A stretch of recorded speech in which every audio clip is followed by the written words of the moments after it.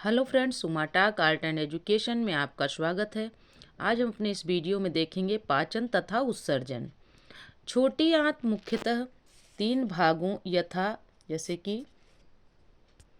जैसे गृहिणी, duodenum, मध्यांत्र, jejunum तथा शेषांत्र इलियम में विभाजित होता है, जिनकी लंबाई क्रमशः यानी कि गृहिणी की लंबाई 25 सेंटीमीटर और मध्यांत्र जेजुनम की लंबाई है 2.5 मीटर, यानी गृहिणी की 25 सेंटीमीटर है, ठीक है, जिसको डुओडेनम भी कहते हैं। यानी डुओडेनम की 25 सेंटीमीटर, जेजुनम की 2.5 मीटर है तथा 3.5 मीटर किसकी होती है? इलियम की। इलियम मतलब शेषांत्र।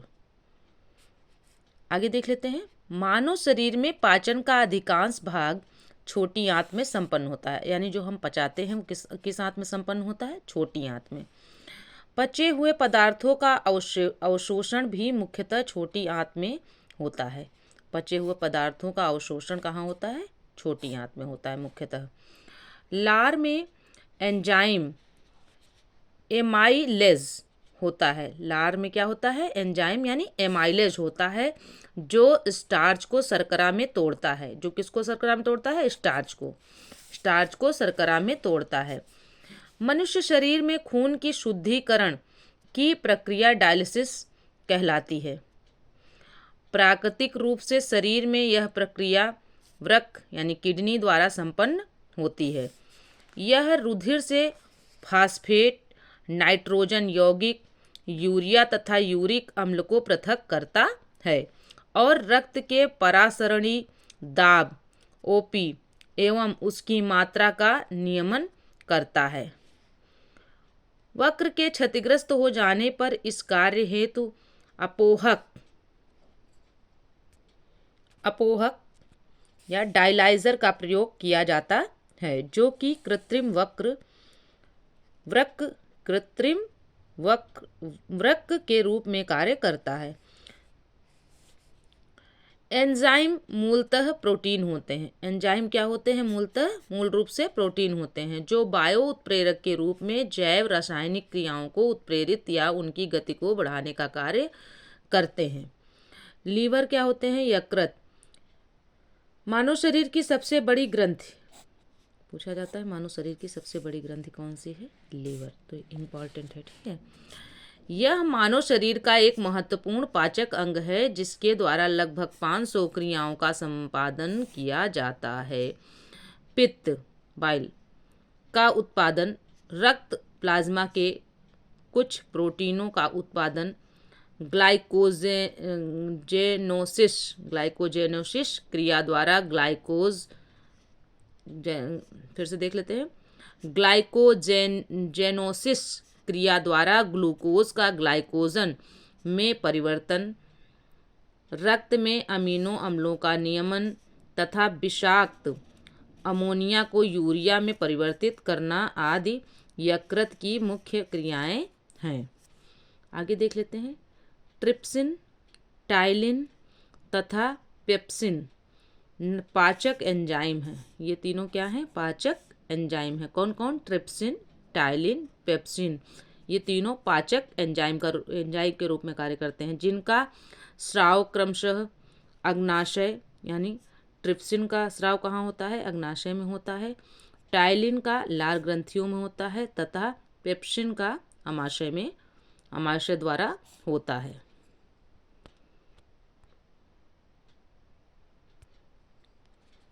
गैस्ट्रिन एक हार्मोन है जो कि आमाशय में जी कोशिकाओं जी सेल्स तथा गृहिणी द्वारा मुक्त होती हैं।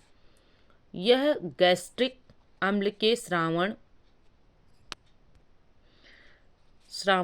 सक्रीशन को उद्दीपित करता है। एमाइलेज नामक एंजाइम का स्राव लार ग्रंथियों तथा अग्नाशय पैंक्रियाज द्वारा किया जाता है। यह भोजन में स्टार्च मंड के जल अपघटन हाइड्रोलिसिस से ग्लूकोज निर्मित करता है। न्यूट्रास्यूटिकल्स शब्द न्यूट्रिशन तथा फार्मास्यूटिकल शब्दों से मिलकर बना है। फिर से देख लेते हैं। न्यूट्रास्यूटिकल्स शब्द न्यूट्रिशन तथा फार्मास्यूटिकल शब्दों से मिलकर बना हुआ है। न्यूट्रास्यूटिकल उत्पाद नियमित पोषकों मूल्यों के साथ साथ औषधीय लाभ प्रदान करने के लिए जाने जाते हैं। पोटेशियम अल्पता से संबद्ध है। निम्न रक्तचाप यूरिया रक्त से पृथक किया जाता है गुर्दों द्वारा, यानी गुर्दे द्वारा किया जाता है। मानव वृक्क अश्मरी किडनी स्टोन्स में पाया जाने वाला प्रमुख रासायनिक यौगिक है कैल्शियम ऑक्सलेट। हम हल्दी पौधे के जिस भाग से पाते हैं वह है तना। ईस्ट और मशरूम क्या है? फफूंद या फंगाई हैं। नाखून काटते समय दर्द नहीं होता क्योंकि नाखून मृत कोशिकाओं के द्रव्य द्वारा बने होते हैं जिनमें रक्त संचरण नहीं होता है। एक बीज के अंकुरण के लिए 3 परिस्थितियां सर्वाधिक महत्वपूर्ण हैं, जो हैं कोई बीज अंकुरण हो, मतलब जैसे कोई बीज हम अंकुरित कर रहे हैं तो उसके लिए 3 परिस्थितियां होनी चाहिए: पानी, उचित तापमान और ऑक्सीजन। लाइकेन मिश्रित जीव हैं जो बने होते हैं कवक एवं शैवाल से। लाइकेन जो है कवक और शैवाल से बने होते हैं। शीत भंडारों में फलों तथा शाक सब्जियों का अपघटन धीमा हो जाता है। हमारे तंत्र में अधिकतम एटीपी एडिनोसिन ट्राइफॉस्फेट अणुओं को उत्पन्न करने वाला पद है क्रेब्स चक्र। यकृत एवं मांसपेशियों में ऊर्जा जमा होती है ग्लाइकोजन के रूप में। मानव के श्वेत रक्त कणों WBC का व्यास होता है लगभग 0.007 मिमी। विटामिन एवं पोषण। विटामिन जटिल कार्बनिक यौगिक होते हैं। ये शरीर में उपापचयी अभिक्रियाओं में उत्प्रेरकों की क्रियाओं का नियंत्रण करते हैं।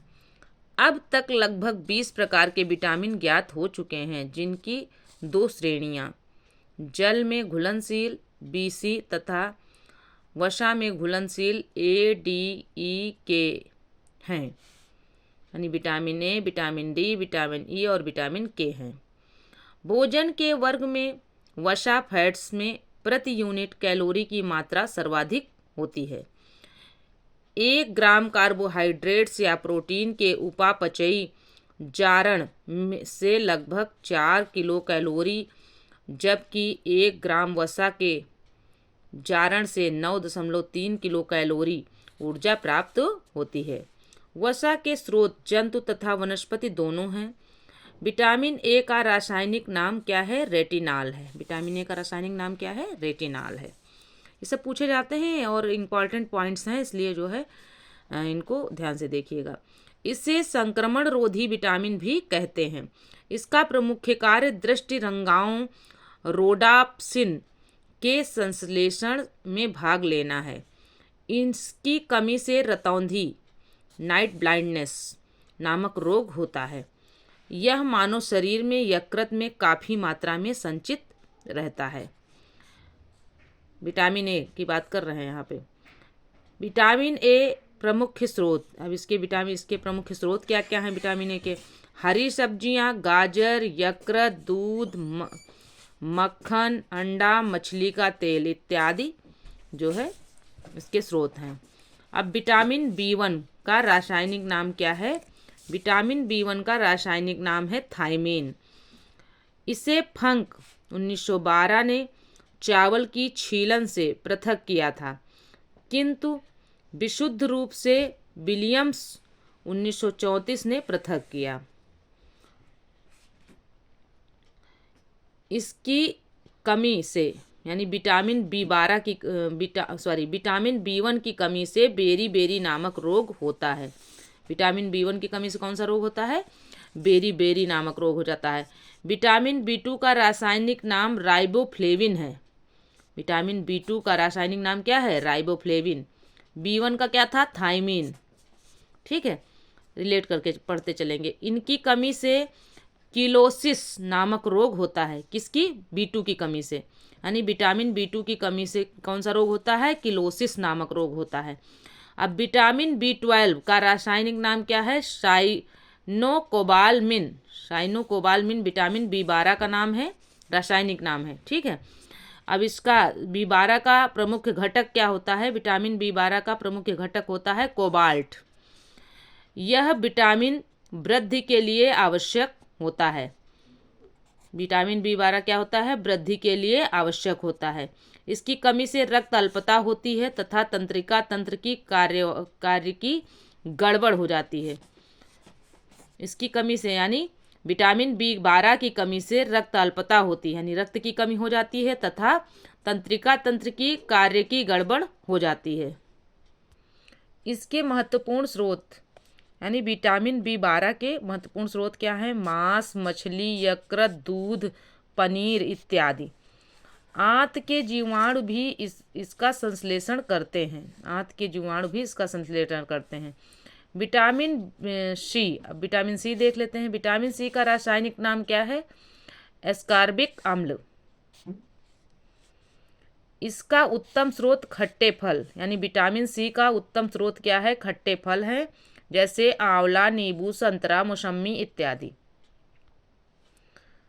आगे देख लेते हैं। इसका प्रमुख कार्य ऊतकों में कोशिकाओं को परस्पर बांधे रखने वाले अंतरकोशिकीय पदार्थ के मैट्रिक्स, कोलेजन तंतुओं तथा दांतों के डेंटिन के निर्माण को सामान्य अवस्था में बनाए रखने का कार्य करते हैं ये vitamin C।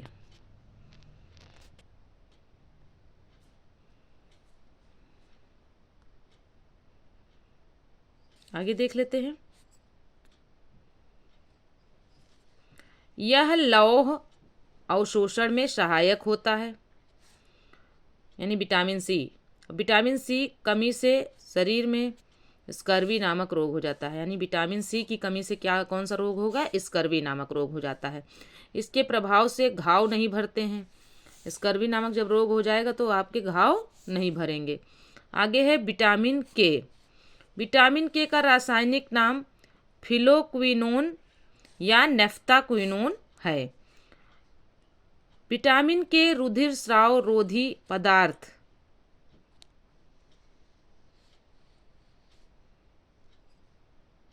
Anti haemorrhage factor भी कहते हैं।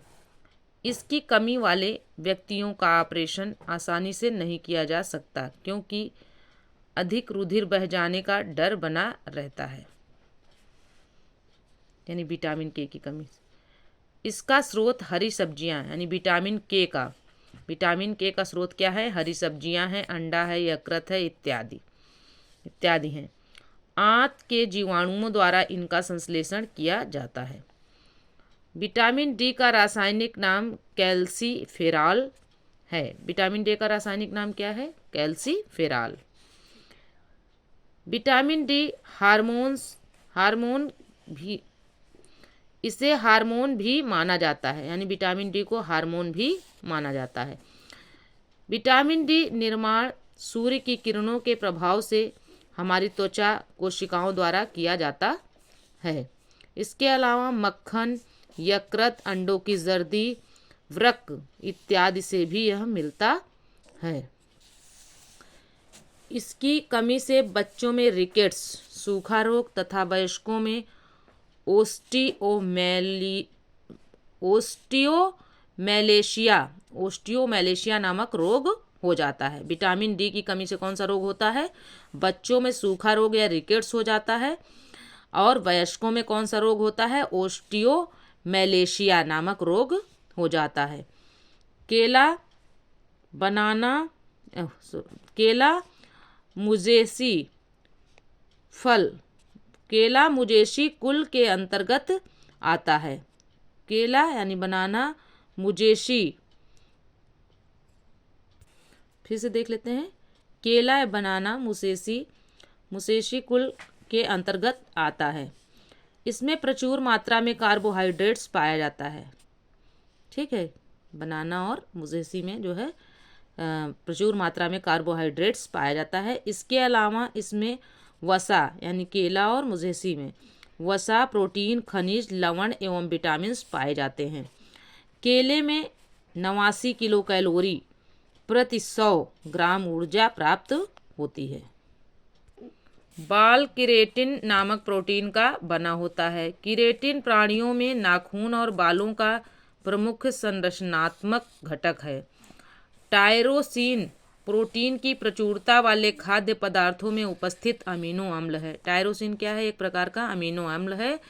फिर से देख लेते हैं। टायरोसिन प्रोटीन की प्रचुरता वाले, जिसमें प्रोटीन ज़्यादा होता है, प्रचुरता वाले पदार्थों में उपस्थित अमीनो अम्ल है। यह मस्तिष्क यानी टायरोसिन मस्तिष्क में एड्रेनलिन,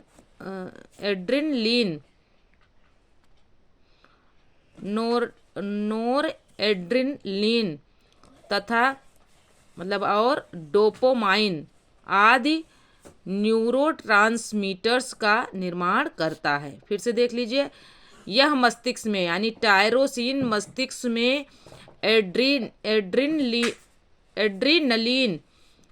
नोरएड्रेनलिन और डोपामाइन आदि न्यूरोट्रांसमीटर्स का निर्माण करता है। टायरोसिन शारीरिक सतर्कता और ऊर्जा को बढ़ाने में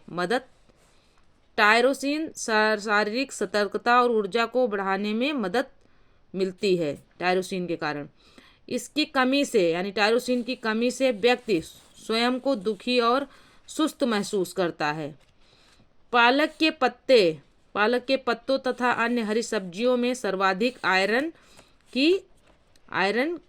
की मात्रा होती है, यानी सर्वाधिक मात्रा में आयरन पाया जाता है। किसमें? पालक की पत्तियों तथा हरी सब्जियों में।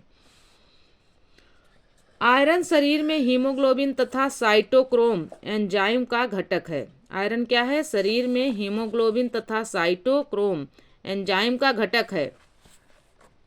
शरीर में लौह आयरन की कमी होने से रक्त अल्पता एनीमिया हो जाती है तथा शरीर का सुरक्षा तंत्र भी दुर्बल हो जाता है। दूध में केसिन नामक प्रोटीन उपस्थित होता है, जिसके कारण दूध सफ़ेद रंग का होता है। गाय के दूध का हल्का पीलापन कैरोटीन की उपस्थिति के कारण होता है। दूध में वसा, खनिज लवण, लैक्टोज, विटामिन इत्यादि मुख्य अवयव पाए जाते हैं। दूध में एल्बुमिन नामक एक अन्य प्रोटीन भी पाया जाता है। दुग्ध प्रोटीन को पचाने वाला एंजाइम रेनिन होता है, यानी जो दूध के बने पदार्थ होते हैं, यानी दूध प्रोटीन को पचाने वाला एंजाइम कौन सा होता है? रेनिन। यह दूध की घुलनशील प्रोटीन केसिन को ठोस एवं घुलनशील कैल्शियम पैराकैसिनेट में परिवर्तित कर दूध को दही के रूप में जमा देता है। प्रोटीन एक जटिल नाइट्रोजन युक्त कार्बनिक पदार्थ है। प्रोटीन का गठन यानी इसका गठन कार्बन, हाइड्रोजन, ऑक्सीजन तथा नाइट्रोजन तत्वों के अणुओं से मिलकर होता है। अमीनो अम्ल इनकी संयोजक इकाइयाँ या एकलक होते हैं, मोनोमर्स होते हैं। ये त्वचा मांसपेशियों तथा हड्डियों के विकास के लिए आवश्यक होते हैं। ओके फ्रेंड्स, यह वीडियो यहीं तक था। मिलते हैं अगले वीडियो में, तब तक के लिए जय हिंद जय भारत। वीडियो पसंद आए तो चैनल को सब्सक्राइब करें, वीडियो को लाइक करें, अपने दोस्तों में शेयर करें।